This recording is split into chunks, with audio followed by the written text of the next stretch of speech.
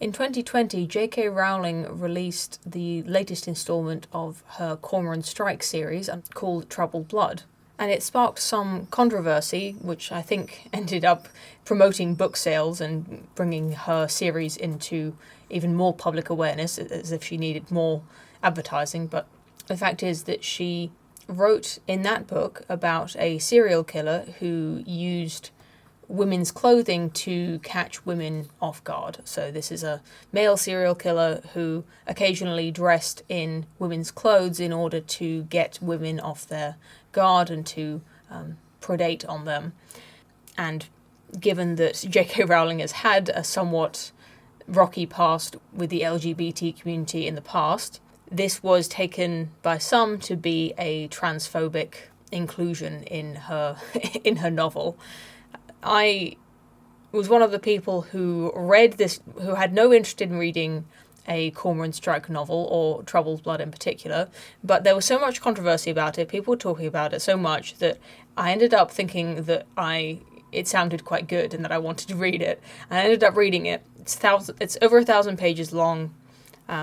It's a good mystery detective novel, in my opinion. The whole series is quite well written, and if you like Harry Potter, I think it's a good series. But I'm not here to recommend you read anything written by J.K. Rowling.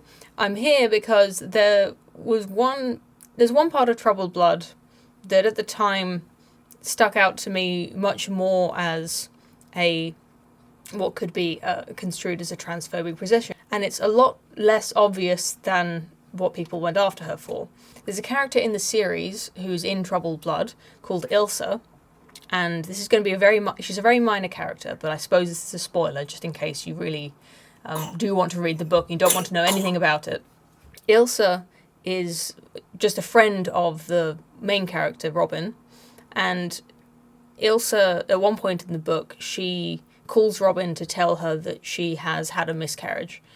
And this little story is only about a paragraph long.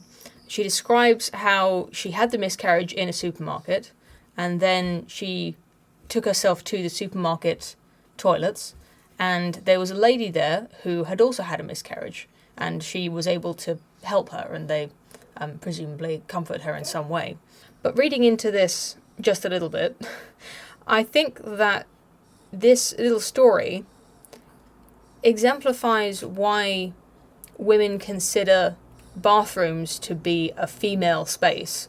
It's not a gender-based bathroom, it's a bathroom based on a physical reality of what it means to be in a female body that is capable of reproducing, that is capable of carrying children and birthing children. A bathroom is not like a social club where people all of the same sex go to socialize because they all have a similar personality. A bathroom is a place where something physical and biological is going on. For men and women, which is to say male and female bodied people, that reality is quite different.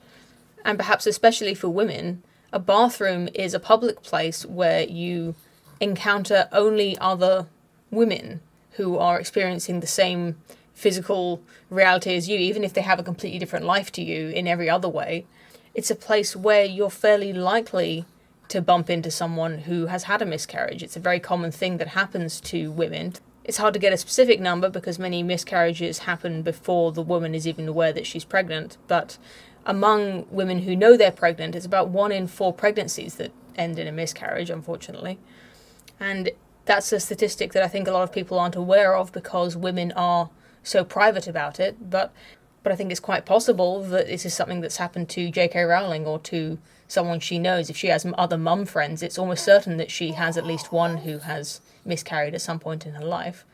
And whether she was writing this in there thinking about the current political conversation about who has access to which bathrooms, or whether she was just writing something that she thought would be an interesting addition to the novel, I have no idea.